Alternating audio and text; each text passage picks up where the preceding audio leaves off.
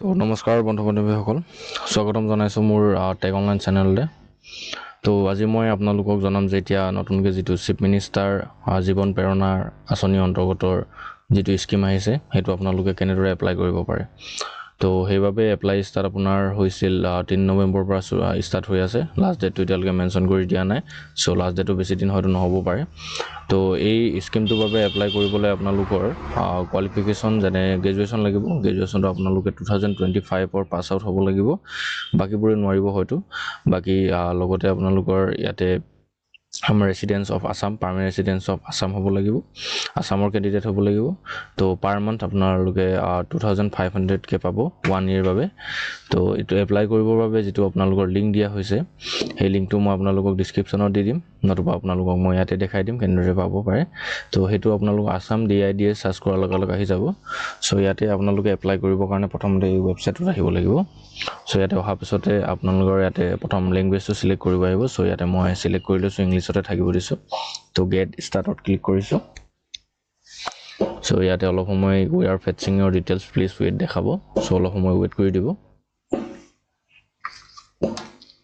চ' ইয়াতে অসমৰ প্ৰতিখন ডিষ্ট্ৰিক্টে আহি যাব। চ' মই মোৰ ডিষ্ট্ৰিক্টটো চিলেক্ট কৰি লৈছোঁ।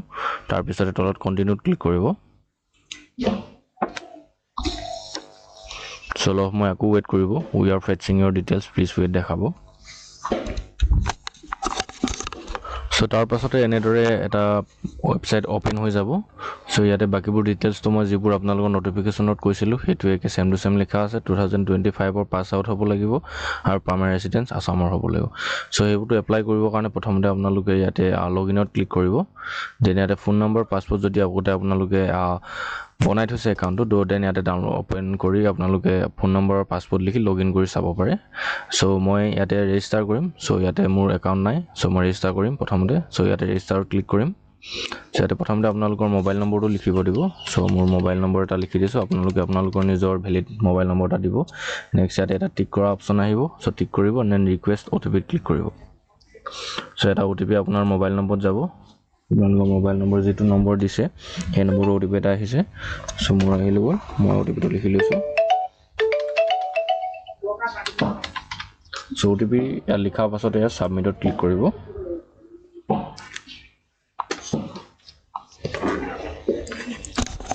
চ' OTP ফিল কৰাৰ পাছতে ইয়াত আপোনালোকৰ এটা পাছপৰ্ট জেনেৰেট কৰিব দিব। চ' ইয়াতে মই পাছপৰ্ট এটা জেনেৰেট কৰি লৈছোঁ। আপোনালোকে নিজৰ নাম লিখি লগতে আপোনালোকৰ যিকোনো এটা স্পেচিয়েল কেৰেক্টাৰ তেনেধৰণৰ এটা চিম্বল ইউজ কৰি পাছপৰ্টটো জেনেৰেট কৰি ল'ব। দেন নেক্সট কনফাৰ্ম পাছপৰ্টটো ছেমেই দিব। তাৰপাছতে ইয়াতে ছাবমিটত ক্লিক কৰিব।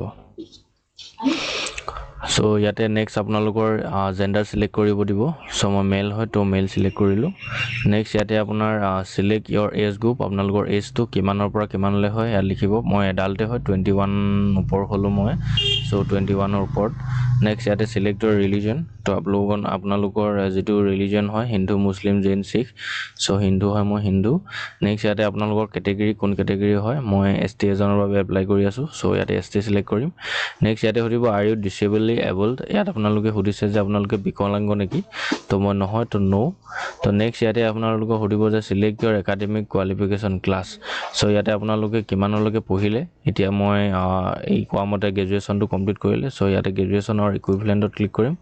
নেক্সট ইয়াতে আপোনালোকৰ সুধিব select your marital status. So' marital status কি হয়, চ' আনমেৰিড হয়, আনমেৰিড।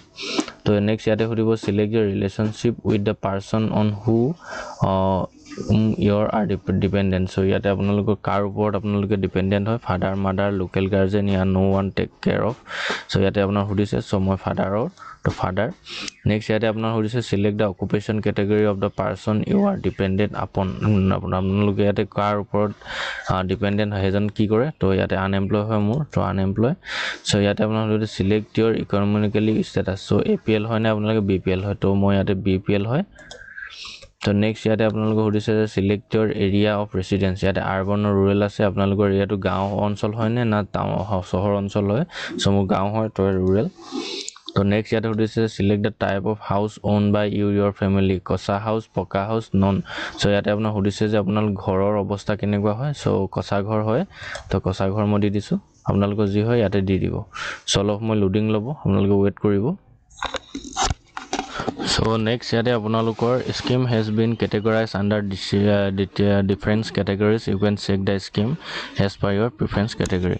So ইয়াতে মই apply কৰিব পৰা option কে ইয়াত education to আহি গৈছে education 1 ত ইয়াত ক্লিক কৰিব দেন ইয়াতে আপোনালোকে no more ক্লিক কৰি ইয়াতে চাব পাৰে যেনে ইয়াতে financial assistant হ'ব আপোনাৰ 22500 কে per month কে দিব 12 month ৰ বাবে ডিপাৰ্টমেন্ট কোনটো ডিপাৰ্টমেন্টৰ পৰা দিব skill employment and entrepreneurship department so ইয়াতে আপোনাৰ ৰেসিডেন্স অফ আসাম হ'ব লাগিব এপ্লিকেশন অলৰেডি এন এমপ্লয় হ'ব নালাগিব 2025 ৰ ফ্ৰেছ গ্ৰেজুৱেট হ'ব লাগিব তাৰ তলতে আপোনালোকৰ ডিটেইলছ বোৰ সবটো আছে মুখ্যমন্ত্ৰী আন্ডাৰত হ'ব সো এমএলএ এমপি পৰা আপোনালোকৰ যদি এমপ্লয় হয় দেন আপোনালোকে নাপাব তাৰ পিছত বাকি ইয়াতে আপোনালোকৰ কন্ট্ৰাক্টৰ হলে নাপাব ফাইনান্সিয়ালি আপুনি 10 লাখ ওপৰলে নাপাব যদি আপোনালোকে গেট ফৰ চাকৰি কৰি আছে তেতিয়াও নাপাব মানে সো ইয়াতে মোৰ কোনো ইয়াতে নাই মই এপ্লাই কৰিব পৰা যোগ্য হয় সো ইয়াতে চিফ মিনিষ্টাৰ জীৱন প্ৰেৰণা স্কিমত ইয়াতে ক্লিক কৰিব সো প্ৰথমতে হৰিব are you a primary resident of Assam আপোনালোকে প্ৰাইমাৰী ৰেসিডেন্ট আসামৰ হয়নে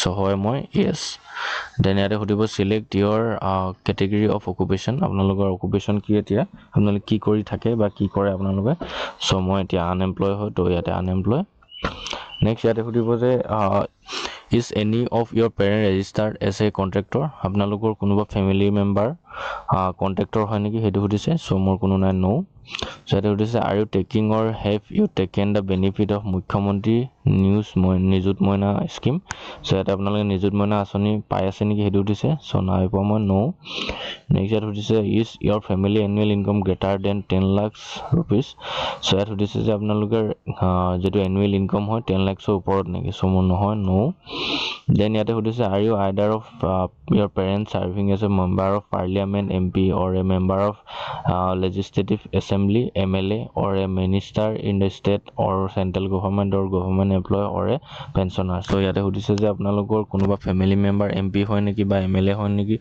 বা মিনিষ্টাৰ হয় নেকি বা সেন্ট্ৰেল বা আপোনাৰ ষ্টেট গভৰ্ণমেন্টৰ কিবা এমপ্লয় হয় নেকি বা আপোনাৰ কোনোবা পেনশন পাই থকা কোনোবা হয় নেকি হদিছে সো মোৰ নহয় তো নো Are you graduated passed in 2025 তোমালোকে গ্ৰেজুৱেট 2025 ত পাস কৰিছানে হেতু দিছে সো হয় yes দেন ইয়াতে আপোনালোকৰ এপ্লাই কৰিব পৰা financially assistant of 2500 per month for 12 month লিখাকে আহি যাব ৰিকুৱাৰমেন্ট ডকুমেন্ট আধাৰ কাৰ্ড আৰু গ্ৰেজুৱেচন সাৰ্টিফিকেট প্ৰফেশনাল সাৰ্টিফিকেট লাগিব সো ইয়াতে প্ৰসিড টু এপ্লাই ক্লিক কৰিব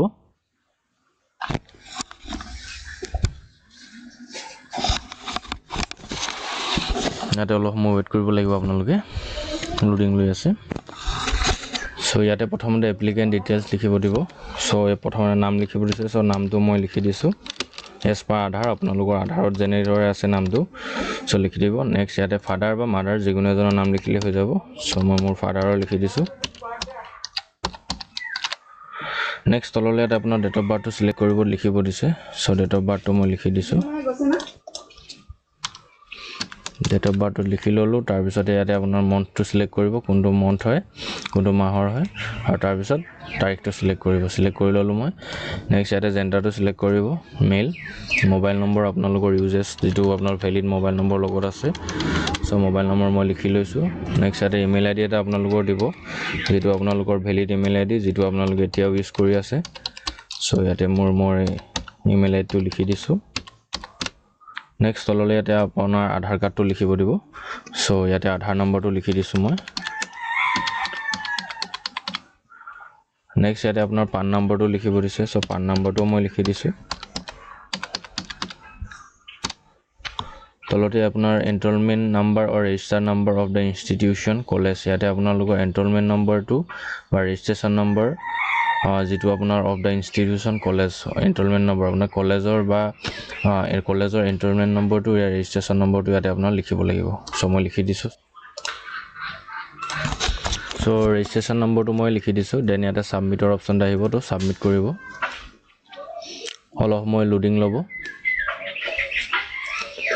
নেক্সট ইয়াতে আপোনাৰ এপ্লিকেন্ট এড্ৰেছ ডিটেইলছ সিলেক্ট কৰিব দিব সো ইয়াতে প্ৰথম ডিস্ট্ৰিক্টটো সিলেক্ট কৰি লব আপোনালোকে নেক্সট ইয়াতে আপোনালোকৰ যেটো সাৰ্কেল হয় সাৰ্কেলটো সিলেক্ট কৰিব নেক্সট ইয়াতে আপোনালোকৰ পিন কোডটো লিখি দিব সো মই পিন কোডটো লিখি দিছো নেক্সট এইটো কমপ্লিট হোৱাৰ পিছত এডুকেশ্যন কোৱালিফিকেশ্যনলৈ আহিব এডুকেশ্যন কোৱালিফিকেশ্যন ইনষ্টিটিউটৰ নামটো লিখিব দিব কোনখন ইনষ্টিটিউটৰ পৰা আপোনালোকে পাছ কৰিছে মোৰ ডিব্ৰুগড় ইউনিভাৰ্চিটি আছিল চ' মই ডিব্ৰুগড় ইউনিভাৰ্চিটি লিখিছোঁ চিলেক্ট কৰিছোঁ দেন ইয়াতে আপোনালোকৰ কলেজখনৰ নামটো চিলেক্ট কৰিব দিব চ' মই কলেজৰ নামটো ইয়াতে চিলেক্ট কৰি লৈছোঁ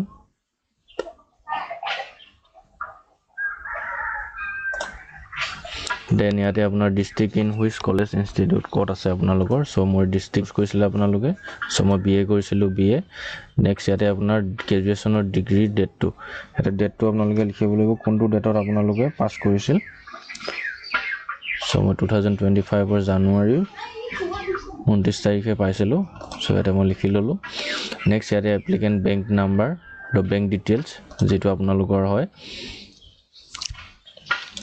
চ' বেংক একাউণ্টটো মই ইয়াতে লিখি দিছোঁ বেনিফিচিয়াৰী নেম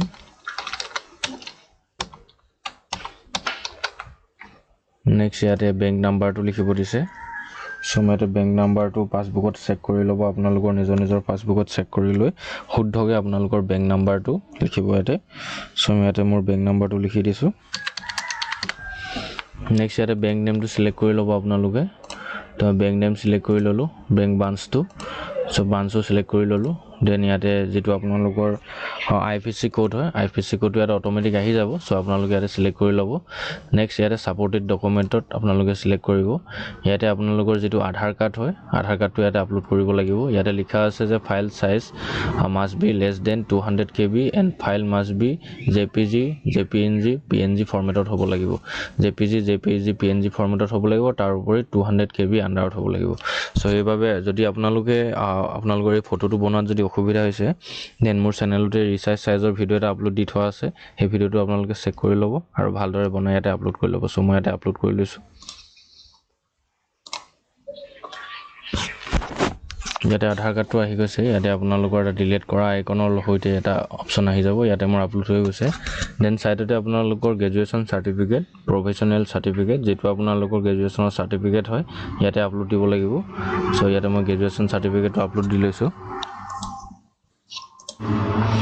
চ' ইয়াতে গ্ৰেজুৱেশ্যন চাৰ্টিফিকেটটো মোৰ আপলোড হৈ গৈছে চ' তললৈ আহিব ইয়াতে I certify that the statement made by me in this application are true চ' ইয়াতে মানে আপোনালোকৰ যিটো ডিটেইলছ দিছে সেইটো ডিটেইলছৰ সকলোবোৰ ঠিক আছে বুলি ইয়াত টিক কৰিব দিছে সেইটো টিক কৰিব নেক্সট তলতো আপোনালোকে টিক কৰিব দেন ইয়াতে এটা কেপচা আছে চ' এই কেপচাটো ছেম টু ছেম চিলেক্ট কৰি লিখি ল'ব দেন তাৰপিছত ইয়াতে ছাবমিটত ক্লিক কৰিব চ' ইয়াতে মই চালোঁ মোৰ একো প্ৰব্লেম নাই চ' দেন ইয়াতে ছাবমিটত ক্লিক কৰিব চ' ইয়াতে থেংক ইউ আহি যাব for giving opportunity to serve you your application has been successfully submitted application details application number যাতে চাব পাৰে ডাউনলোড এপ্লিকেশ্যন মই ডাউনলোড এপ্লিকেশ্যনত ক্লিক কৰি মোৰ যিটো এপ্লিকেশ্যন হয় মই এইটো ছেভ কৰি ৰাখি দিছোঁ কাৰণ মোৰ ফিউচাৰ ৰেফাৰেঞ্চৰ কাৰণে মোক দৰকাৰ হ'ব কাৰণ যদি কেনেবাকৈ মোক ক'ৰবাত ছাবমিট কৰিবলগীয়া দৰকাৰ হয় দেন মই এইটো ইউজ কৰোঁ ডেটছ ইজ এনেদৰে আপোনালোকে যিটো CM জীৱন প্ৰেৰণা স্কিম এপ্লাই কৰিব পাৰে চ' থেংক ইউ